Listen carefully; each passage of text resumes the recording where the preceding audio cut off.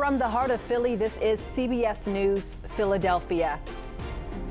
On the road to recovery, a Philadelphia police officer goes home after being wounded in Thursday's airport shooting. Tonight, the search goes on for whoever shot him and killed a fellow officer.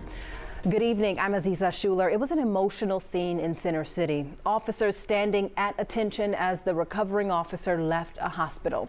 Our Madeline Wright was there. His wounded arm still bandaged, Philadelphia police officer Raul Ortiz wiped away tears as he was discharged from Thomas Jefferson University Hospital. Dozens of police lined up to salute the officer and give him a round of applause.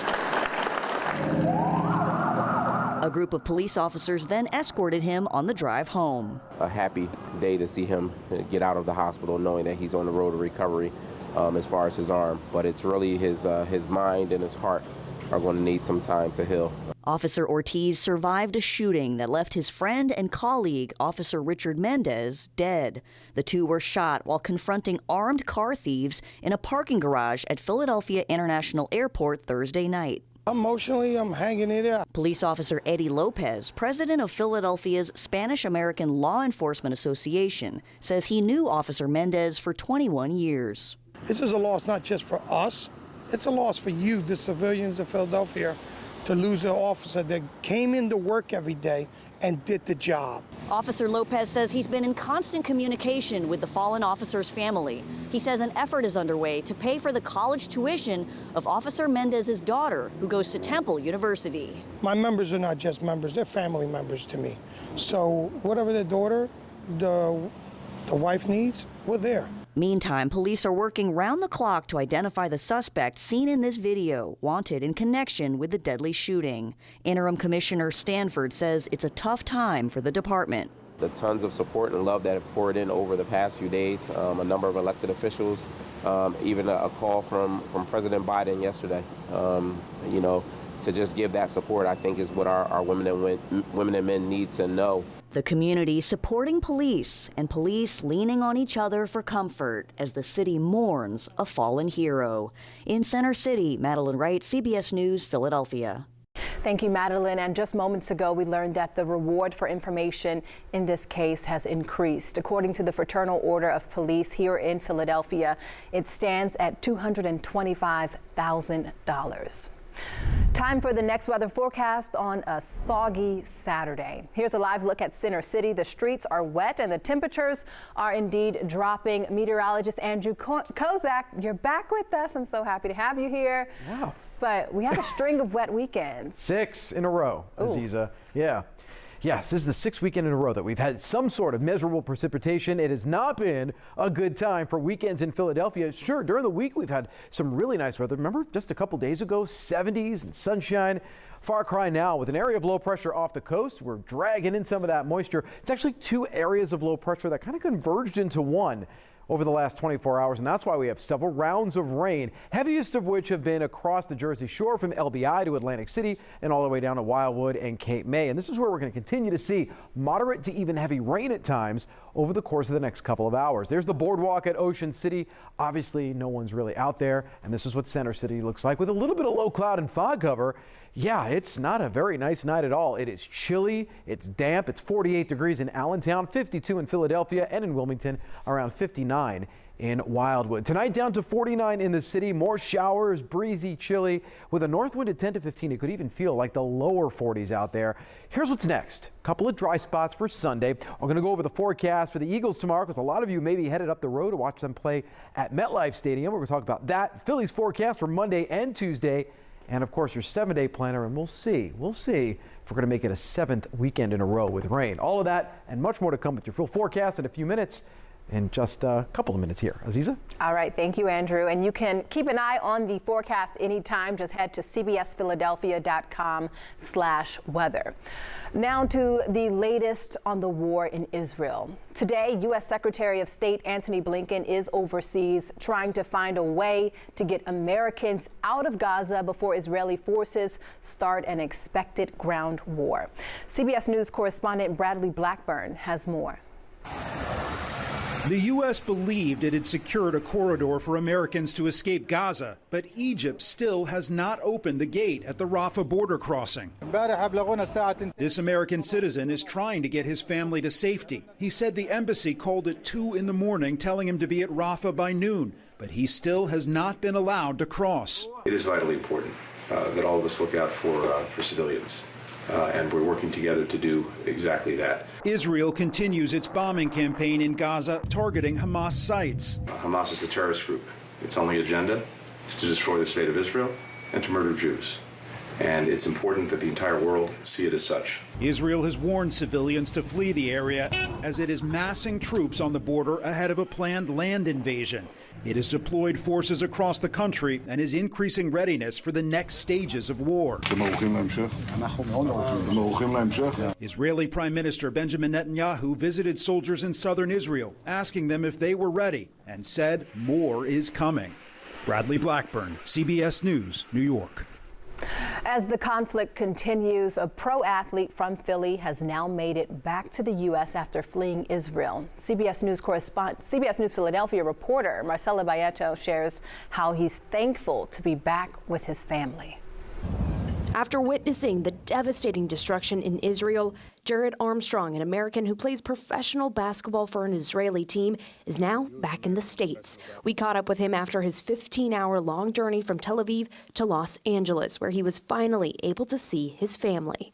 It's a blessing, because there's people that's still over there trying to get back to America. Armstrong was in southern Israel when the attacks began.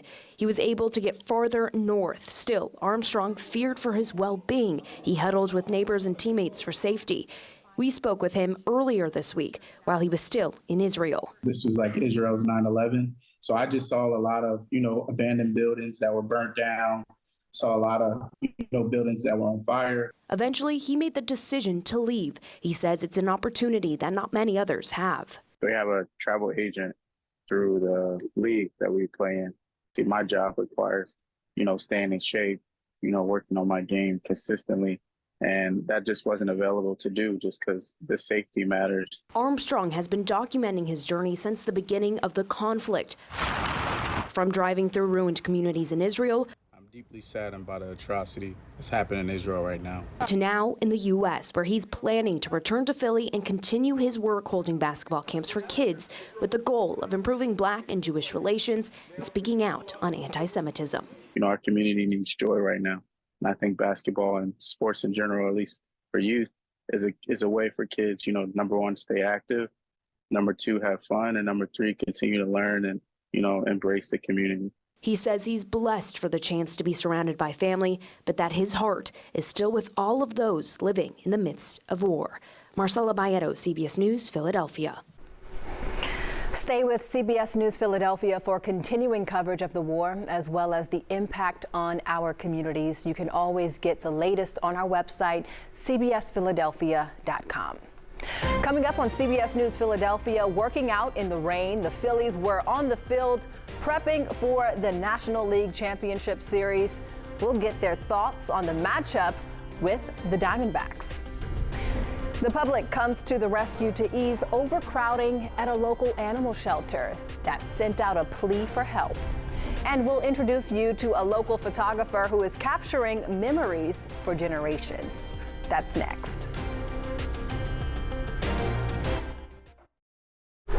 We have an update on the effort by Philadelphia's Animal Care and Control team to find homes for pets there. Act Philly says they now have less than 30 dogs and a handful of cats available for adoption. Earlier this week, the shelter told us that dogs were being euthanized because of overcrowding. They urged the community to save the animals and take advantage of their $10 adoption promotion. Dozens of people responded. Tomorrow is actually the last day of the adoption promotion, so if you want a pet, that's the perfect place to head. As we continue to recognize Hispanic Heritage Month, a South Jersey photographer says her attention to detail is influenced by her Latina heritage. South Jersey reporter Brandon Goldner introduces us to the woman behind Jazzy Rose Photography. I like that. Camden native Jasmine Ortiz isn't just a photographer. she's a storyteller. To be able to create these memories for these families that they can share for generations.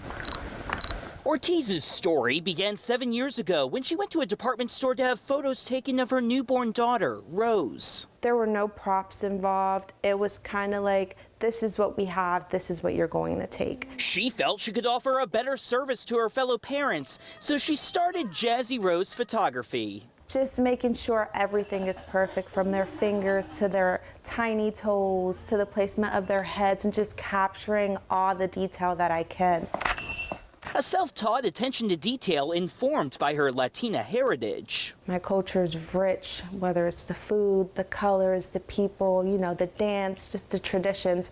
I'm able to take all of that and pour it into my work. Her work is part-time, but with the guidance of Jamelia Powell at the Latin American Economic Development Association, Ortiz is hoping to eventually go full-time. She has had tremendous success, and honestly, I admire her because she started all of this in the height of the pandemic. Ortiz says she loves all her baby clients the same, even the ones who may be uncooperative. And parents, they're always apologizing when their baby's fussy, and it's like, no, this is like music to my ear, whether they're crying or they're silent. I am in awe. In awe of her newfound passion and her newborn clients. Brandon Goldner, CBS News, Philadelphia. How adorable, just picture perfect. CBS News Philadelphia has complete coverage of Hispanic Heritage Month. You can watch all of our stories on our website, cbsphiladelphia.com.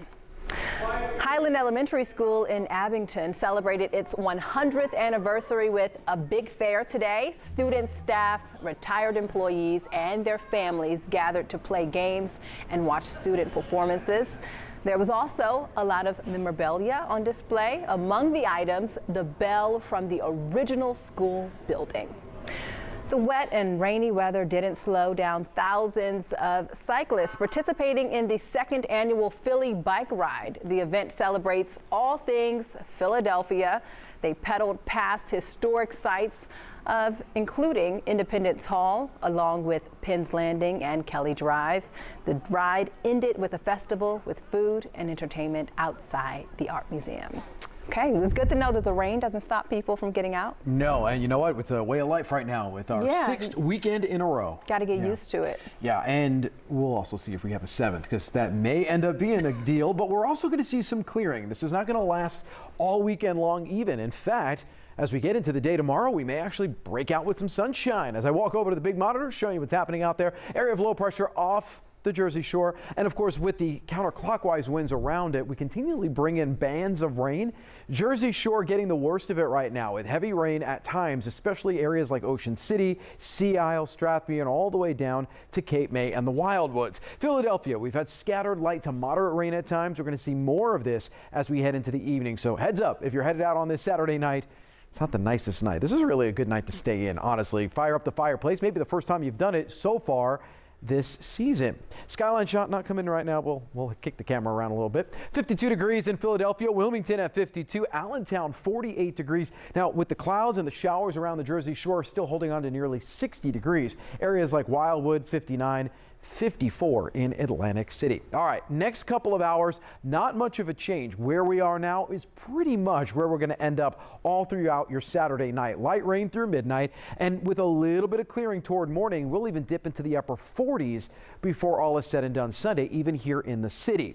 The good news, the rain does start to slowly let up. All the way through, our futurecast showing us that by around midnight, the bulk of the heaviest rain is moving through and eventually off the shore by Sunday morning. We will wake up Sunday morning with mixed skies but a little bit of sunshine, and it progressively gets better by the afternoon. We sure can't rule out a shower, especially to our north throughout the day, but most of your Sunday isn't bad, and that will continue through your Sunday afternoon. Maybe some more mixed skies by the late part of the day, but overall a much drier Sunday, and that'll lead us into a drier Monday. By Sunday afternoon into Sunday night, clear to partly cloudy skies. We'll continue that trend into your Monday. If you are headed north, East Rutherford, tomorrow watch the Phillies, or I should say the Eagles, talking about the Phillies so much, Eagles taking on the Jets. Kickoff at 4:25, a temperature of 59 degrees, and that's going to be as far as the afternoon is concerned, even if you're going to be going up there tailgating. Upper 50s 50s to near 60, 56 at 6, 52 by the end of the game. Mostly clear skies. Not bad. Just cover up. It is fall after all.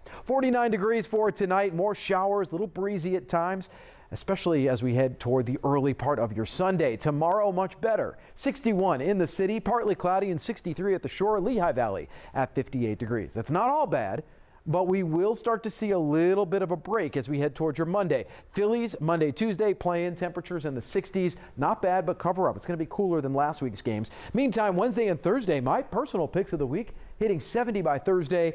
Next weekend, there we go, possibly number 7 in a row with showers Friday into Saturday. Okay, thank you, Andrew. Well, let's talk more about a streak. Coming up, Jason Kelce is about to break an incredible record. Plus, the Phillies are back on the field getting ready for the National League Championship Series against the Diamondbacks. A series preview next. And are you and your family cheering on the Phillies this Red October? We want to show your family on our air and on our website. This is Blue looking good wearing a Phillies bandana. And here's Rosie outside of Citizens Bank Park. To submit your picks, go to cbsphiladelphia.com/share. We'll be right back. The Phillies play the waiting game. The National League Championship Series against the Diamondbacks starts Monday night down in South Philly. The Phillies had an optional workout down at a rainy Citizens Bank Park. The Titans looking to punch their ticket for a second straight trip to the World Series, but they must beat Arizona, who haven't lost a game this postseason. They're a really, really scrappy group, and they play really well together. They have a good system, and they run it well. So, yeah, they're a good ball club, just like we are. We're both in the CS for a reason. So they got good pitching, they got really good position players, and so do we. They run, and when you think they're done running, they're going to run some more. And they've got some thump in the middle of their lineup, good pitching. This is a really good club. It's no coincidence that they were in first place out there in the West for a long time. Now to the Birds. Tomorrow they take on the New York Jets. The Eagles will have linebacker Nakobe Dean back in the lineup. We know he's been out since week 2 with a foot injury. And the Jets will be missing their top cornerback Sauce Gardner out with a concussion. Jason Kelce will set a new record tomorrow. This will be his 145th consecutive game, breaking the record set by John Runyon. The Ironman streak is remarkable given the fact that Kelce plays in the trenches and Lord knows the wear and tear on his body.